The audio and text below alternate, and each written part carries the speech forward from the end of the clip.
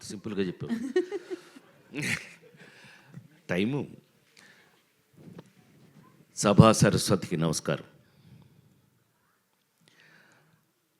నా ప్రాణానికి ప్రాణమైన తెలుగు ప్రేక్షక దేవుళ్ళందరికీ నమస్కరిస్తూ, నన్ను 48 సంవత్సరాలుగా సినిమా ఇండస్ట్రీలోనే ఉండడానికి కారణమైనటువంటి నా ప్రెస్ సోదరులందరికీ హాయ్ హాయ్ చెప్తూ, ఎందుకంటే అంత బ్యాచ్ మారిపోయింది, యంగ్స్టర్స్ వచ్చేసారు ఎక్కువ. ఇట్టండి ముసలోడు ఎవడు తప్ప 30 ఏళ్ళ నుంచి కలిసే ఉన్నాం లేరా మనం. ఇవాళ యాక్చువల్గా భలే అవకాశం దొరికింది. నా స్వామి రంగ ఇంతకాలానికి మా స్వామి దొరికాడు. ఈయన స్వామి స్వామి అని పిలిచేవాళ్ళం. ఫ్లాష్ బ్యాక్లు ఏం గుర్తులేవా? సినిమా ఇండస్ట్రీలో అనేక మంది హీరోలు అవ్వడానికి అద్భుతమైన కేవలం మ్యూజిక్తో పెద్ద పెద్ద హీరో రజనీకాంత్, కమల్ హాసన్, రాజేంద్ర ప్రసాద్ ఎవడెవడు అందరినీ హీరోలను చేసి పారేసింది ఆయన. జస్ట్ మ్యూజిక్తో. గుర్తులేదా? నా ఫస్ట్ హీరోయిన్ సినిమా ఆడకపోయినా ఈనాటికి మర్చిపోలేని గోపెమ్మ చేతిలో గోరు ముద్ద, రాధమ్మ చేతిలో వెన్న ముద్ద, రామోజీ ఫిల్మ్ సిటీ వారు తయారు చేసిన దాంట్లో నేను హీరోగా యాక్ట్ చేశాను. కానీ ఆ పాటలు అజరామరం. సరే, ఆయన కోపం వచ్చింది. ఏంట్రా నేను ఇంత కష్టపడి చేస్తే ఈ సినిమా సరిగ్గా ఆడలేదంటారా? నెక్స్ట్ ఏం సినిమా చేశాను చెప్పండి, దమ్ముంటే చెప్పండి. Thank you very much. ఇంకెవరు లేడీ ఏంటారు అనుకున్నా, అంత కుర్రలేనేమో అనుకున్నా. Lady styler. నా జన్మలో ఈ రోజున వారి ముందు చెప్తున్నాను, నేను నాకు అవకాశం దొరికింది అందుకని చెప్తున్నా. ఈ అవకాశం ఆయనతో రాదు మాకెప్పుడు. కానీ వాళ్ళు చెప్తున్నా, సార్ ప్రేమించి పెళ్ళాడు సినిమా తర్వాత ఆత్మహత్య చేసుకుందాం అనుకున్న నేను, అంతకుముందు డబ్బింగ్లు చెప్పేవాడిని, డబ్బులు వచ్చాయి, డబ్బింగ్ డబ్బులతో మద్రాసులో ఇల్లు కట్టే. యాక్టింగు ఆ సినిమా అంతగా ఆడకపోవటం వల్ల హీరో అయ్యి ఏమీ కలగపోయింది. అంటే do or die. Ladies tailor cinema కనుక ఆడకపోతే దండేసి దండం పెట్టేవాళ్ళు ఇప్పటికి. సో రాజేంద్ర ప్రసాద్ లేడు. లేడీస్ టైలర్ సినిమా ఒకే ఒక ఎక్స్పీరియన్స్ చెప్పేసి ఆపేస్తాను. Sorry, I'll take another 3-4 minutes. Lawyer Suhasini అని ఒక సినిమా యాక్ట్ చేసాం. మా వంశీ సంగతి మీ అందరికీ తెలుసు కదా. ఇప్పుడు వంశీ సంగతి ఇక్కడ ఎందుకు లేండి, షష్టి పూర్తి. వంశీ పత్తి పేసునున్న మొత్తం పోచి ఎల్లరికీ తెలియం. సో వాడు నాకు ఆల్రెడీ కొత్త విలన్ని పెట్టి అతను నేను ఫైటింగ్ చేస్తుంటే కొట్టుకోండి అని షార్ట్ కంటిన్యూ చేశాడు. వాడు ఎరగొట్టి నన్ను సైకిల్ మధ్యలో కాలేసి తొక్కేసి కాలు ఇరిగిపోయింది, ఫ్రాక్చరు. అయితే వంశీ వచ్చాడు మా ఇంటికి. వస్తే మనమేమో మంచి కట్టు 2 చెక్కలు ఈ టైప్లో ఉన్నాం ఇంట్లో ఉంటే, ఏమండి బయలండి మన స్వామి పిలుస్తున్నాడు. స్వామి? ఎవరు స్వామి? మన స్వామి అండి. ఓ ఇళయరాజా గారు. ఏంటంటే వాడిని తీసుకొస్తే రికార్డింగ్ చేస్తాను లేకపోతే చేయను అని డబుల్ పాజిటివ్ చూశారండి ఇప్పుడే. లేడీస్ టైలర్ డబుల్ పాజిటివ్ చూశారు. డబుల్ పాజిటివ్ అంటే రికార్డింగ్ చేసే ముందు వర్షను. అదేంటి అని అన్నా, వాడిని తీసుకురా లేకపోతే నేను రికార్డింగ్ చేయను అన్నారు. నన్ను ఈ స్టేజ్లో నేను రన్పాలన్నా, బాబు నీకు దండం పెడతాను, ఆయన అక్కడ రికార్డింగ్ చేయడానికి లేడీస్ టైలర్ రెడీగా ఉన్నారు, మీరు రాలేదనుకోండి సచ్చింది గొర్రె. ప్రసాద్ ల్యాబ్లో అలా కూర్చోవటమే నా పని అయిపోయింది. పైగా ఆ సినిమా ఎంతో కష్టపడి చేస్తాం, లేడీస్ టైలర్ సినిమాని. సో అవన్నీ ఈ పీత కష్టాలు పీత అన్నట్టు సరే తిట్టుకుని, షార్ట్స్ ఉన్నాయి అయినా పర్లేదని ఆయన పిలిచారు అని చెప్పి ఆ స్ట్రెచ్తో నేను అక్కడికి వెళ్తే స్వామి థియేటర్ బయట నిలబడి ఉన్నారు ఇలాగే. అప్పుడు ఇంతే ఇప్పుడు ఇంతే, తెల్ల మల్లెపూలాగానే ఉంటాడు కానీ ఇలా నిలబడి ఉంటే నేను అందులోంచి కారు, ఏమైందిరా అన్నాడు. ఆయనకి ఎంత ప్రేమ నా మీద యాక్టర్గా వచ్చింది అని అంటే రా అన్నాడు ఆయన.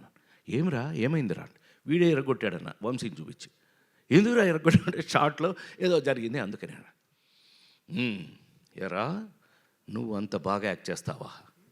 నేను ఇప్పుడు రికార్డింగ్ చేస్తాను, నీ యాక్టింగ్గా నా రికార్డింగ్గా తేల్చుకుందాం మన ఇద్దరం అని చెప్పి థియేటర్ లోపల సార్ வாழ்க்கையில் மறக்க மாட்டேன் நான். எனக்கு ஒரு ஸ்டூல் போட்டு నాకు ఒక స్టూల్ వేసి ఆ ఎదురుగా ఉన్న మ్యూజిక్ బోర్డు ఎదురుగా స్టూల్ వేసి సోఫాలో కూర్చో ఇక్కడ అని చెప్పి కాలు దాని మీద పెట్టించి 3 రోజుల పాటు లేడీ స్టైల్ రికార్డింగ్ చేశారు సార్.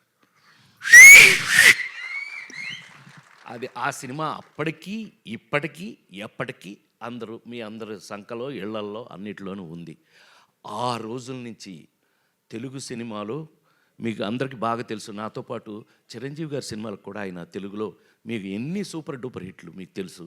అలాంటి మా స్వామి ఇంతకాలానికి మళ్ళీ షష్ఠి పూర్తి, నాకే షష్ఠి పూర్తి, నేను షష్ఠి పూర్తి నిజ జీవితంలో మెల్లిగా ఎస్కేప్ అయ్యా.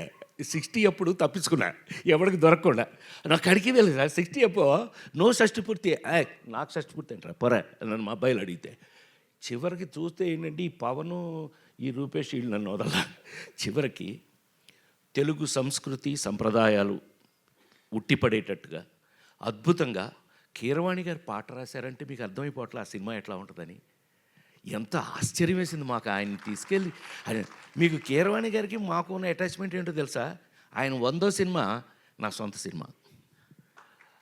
బాపు గారితో తీసిన రాంబంటి సినిమాకి నేను అనుకోకుండా వెళ్ళి, ఏమండి మీరు నాకు మహా ఇష్టం తెలుసు కదా, కేవి మహాదేవన్ గారు ఇళయరాజా గారు ఈజ్ ఈక్వల్ టు కీరవాణి గారు.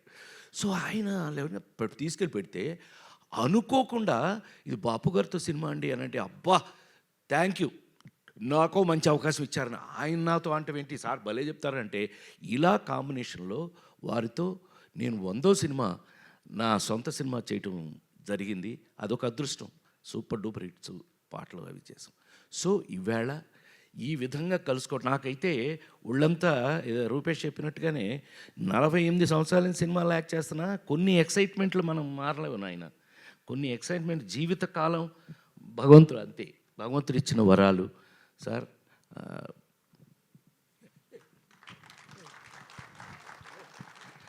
నిజంగా ఆయన ఎంత బాగా నా సినిమా అనేటప్పటికల్లా చెట్టు కింద ప్రేటర్లు మీరు ఎన్నో చూశారు, ఇంకా నేను ఇప్పుడు దాని గురించి చెప్పాల్సిన అవసరం లేదు.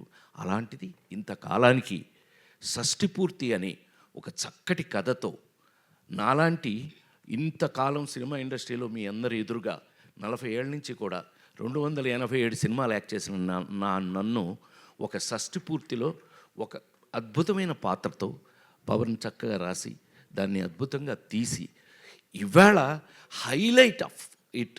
మామూలుగా దాని మీద మీకు గౌరవం వినగానే రావడానికి కారణమే అమూలందైన బొమ్మ ఇసై జ్ఞాని ఇళయరాజా. ఏమండి ఆయన పాట రాయటం నేనైతే ఆశ్చర్యపోయాను సార్. నిజంగా మీ పాట విని ఏంటి ఆయనే రాశారంటే, అరగంటలో రాశాడు మా చైతన్యకి నాకు లింక్ తెలుసు కదా, ఆ నలుగురు జన్మలో ఎవరో మర్చిపోలేని తెలుగు సినిమా. చైతన్య అదేంటి అని అంటే, అవునండి కూర్చొని రాశాడు ఆయన. అందులో ఇళయరాజా గారు అనగానే ఒళ్ళు గగురు ఆయనకి ఊపు వచ్చేసిందండి, రాశాడు. ఎంత అద్భుతం అండి. వీటన్నిటికీ మించి మాకు ఈ సినిమా చూస్తుంటేనే మీకు పెయింటింగ్ వేసినట్టుగా ఉంటుంది. పద్మశ్రీ తోట తరణి అన్నయ్య, ఈ అన్నయ్య మేమంతా బ్యాచ్లండి, మేమంతా బాగా చెప్పలే. ఫ్లాష్ బ్యాక్ ఎందుకు చెప్తాను చెప్పను, మనం ఏవిఎంలో అట్లు అల్లరి చేసినంత చెప్తానండి. ఏవిఎం బ్యాచ్ సార్, ఇదెల్లా పెరియ బ్యాచ్. మేమంతా అన్నయ్య మంచిగా లేరారా బాబు, అంతా కలిసి ఇన్ని సంవత్సరాల నుంచి పనిచేస్తూ వాళ్ళ దగ్గర నాకున్న చనువు. ఈ సినిమా చూస్తే మీకు ఒక పెయింటింగ్ లాగా ఉంటుంది. అంత కారణం అన్నయ్య, ఆయన్ని తెచ్చుకున్నాం. ఎస్ అఫ్ కోర్స్ కెమెరా లేకపోతే నువ్వు నీ వర్క్ వాల్యూ తెలియాలంటే అక్కడే కదా. సో ఇన్ని క్వాలిటీస్తో రేపు మీకు రిలీజ్ కాబోయే ఈ సినిమా ఒక తెలుగు సినిమాకు కావలసినటువంటి అన్ని వాల్యూస్ ఉన్నాయని, అందులో మనం మిస్ కాకుండా ఇలాంటి లెజెండ్స్ని మనం పెట్టుకుని మళ్ళీ మన పాత రోజులు గుర్తు చేసుకున్నట్టుగా అనిపిస్తుంది నాకు. ఇంకా మీ ముందు పనిచేస్తున్నాను కాబట్టి నేను ఇంకా మీ అందరి ముందు కళాకారుడిగా చాలా కాలం ఉండాలంటే ఇలాంటి సినిమాల వల్లే అని మరొక్కసారి మనవి చేస్తూ, ఈ అవకాశం నాకు ఇచ్చిన ప్రతి ఒక్కరికి కూడా పేరు పేరున కృతజ్ఞతలు తెలియజేస్తూ, ఇళయరాజా గారు ఇంకా ఇంకొక 100 సినిమాలు చేయాలని నేను అనుకుంటున్నాను.